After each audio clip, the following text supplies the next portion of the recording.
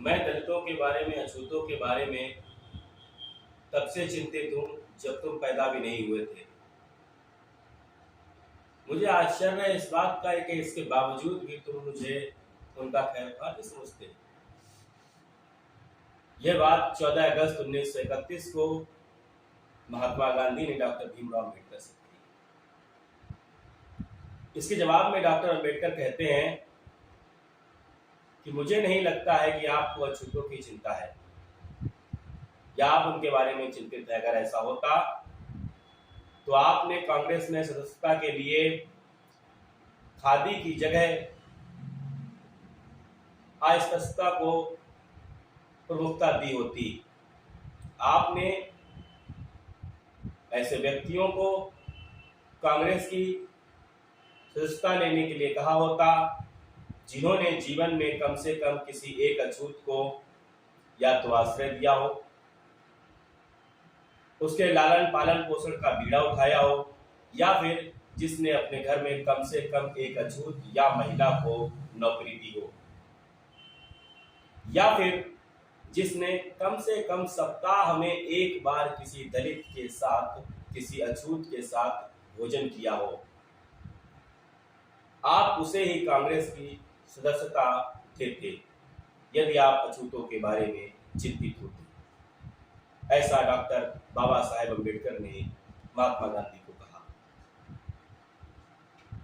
आज इस बात की शुरुआत हमने इससे की है। इसका कारण है कि आज का विषय है धर्म और डॉक्टर भीमराव अम्बेडकर, साथ ही साथ महिलाओं के जीवन पर उनका प्रभाव। यही एक मेन कारण रहा, मुख्य कारण रहा था कि डॉक्टर अम्बेडकर ने धर्म परिवर्तन के बारे में सोचा। मैंने आपसे कल एक बात कही थी, सबसे पहले आप कबीर पंथ और साथ ही साथ में बौद्ध धर्म की उस पुस्तक को, बौद्ध की जीवनी को याद रखना जो दादा केलुस्कर ने बाबा अम्बेडकर को भेंट की थी। उन दोनों ही चीजों का लिंक ये है कि बचपन से ही बाबा साहेब के मन में एक तो यह बात घर कर गई थी कि बौद्ध धर्म के बारे में अच्छाइयाँ, उनकी खूबियाँ। हालांकि इसके बाद में भी उन्होंने और भी कई सारे ग्रंथों का, कई सारी चीजों का अध्ययन किया, जिसके बारे में उन्होंने कहा है कि मैंने लगभग 25 वर्षों तक गहन अध्ययन के पश्चात में बौद्ध के धम्म को ही सर्वश्रेष्ठ माना। और मैं यह मानता हूं कि अगर आधुनिक समय में कोई भी व्यक्ति जो विज्ञान को मानता हो और उसका कोई धर्म होना चाहिए तो वह बौद्ध धर्म ही होना चाहिए, क्योंकि बौद्ध धर्म ही सर्वश्रेष्ठ है।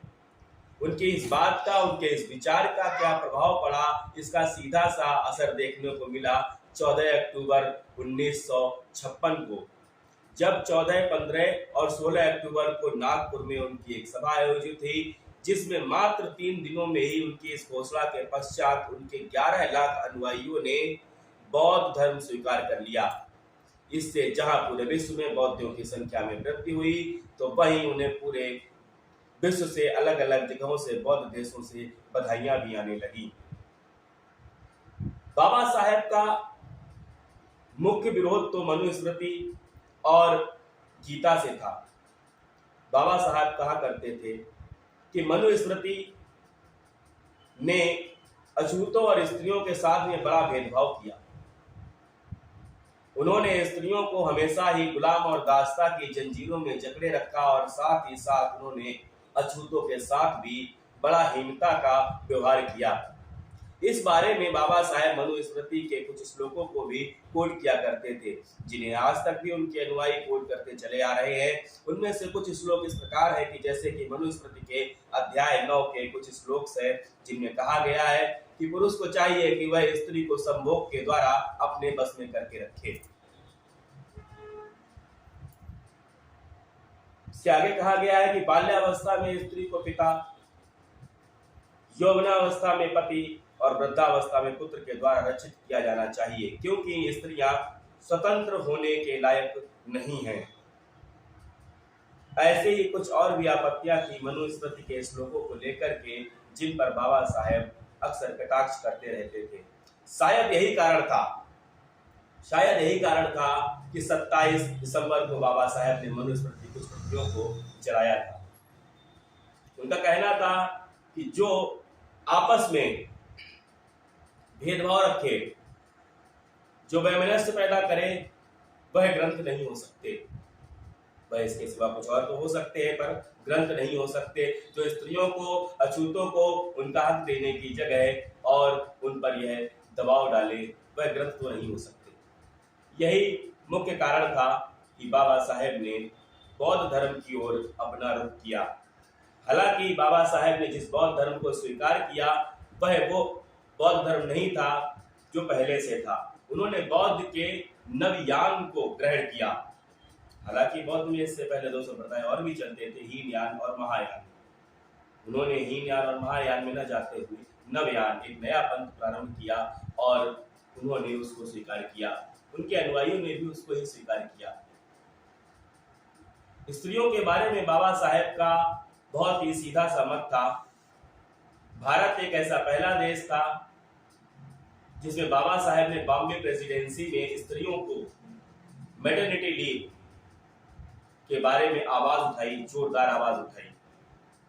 हालांकि अगर हम विदेशों में देखें, अमेरिका में अगर देखें, तो इस चीज का तो बहुत ही दिनों बाद, पश्चात औरतों को कोर्ट के दखल के बाद में 1993 में जहां मैटरनिटी लीव की सुविधा उत्पन्न हो पाई, वहीं भारत में इस चीज की बहुत पहले से हो गई थी। साथ ही साथ हम महिलाओं के समानता के बारे में अगर बात करें, तो बाबा साहेब ने संविधान के भाग 3 में फंडामेंटल राइट्स के अंतर्गत ही जब हम देखने जाएंगे तो आर्टिकल 12 से लेकर के 1890 तक के साफ में कुछ राइट्स दिए हुए हैं। उनके मन में क्या पीड़ा और क्या दर्द रहा होगा, बचपन से लेकर के छुआछूत को लेकर के, स्त्रियों को लेकर के, यह साफ उनके द्वारा किए गए कार्यों से भी दिखता है। संविधान के आर्टिकल 18 अनटचेबिलिटी, अस्पृश्यता का कानून जो है वह साफ कहीं न कहीं इस चीज को बताता है कि किस तरह से उनके मन में वह पीड़ा रही होगी। औरतों को अगर मताधिकार देने का अधिकार हो तो बाबा ने उनको मताधिकार देने का भी अधिकार दिया, जबकि स्विट्जरलैंड जैसे देशों में 1971 के बाद से औरतों को मताधिकार के बारे में अनुमति मिली, वहीं भारत इस बारे में संविधान निर्माण के समय से ही जागरूक था। यह कुछ चीजें थी आज जिनके बारे में हमने जिक्र किया। आज सबसे पहले अगर उनको रिवाइज करें कि बाबा ने बौद्ध धर्म स्वीकार क्यों किया।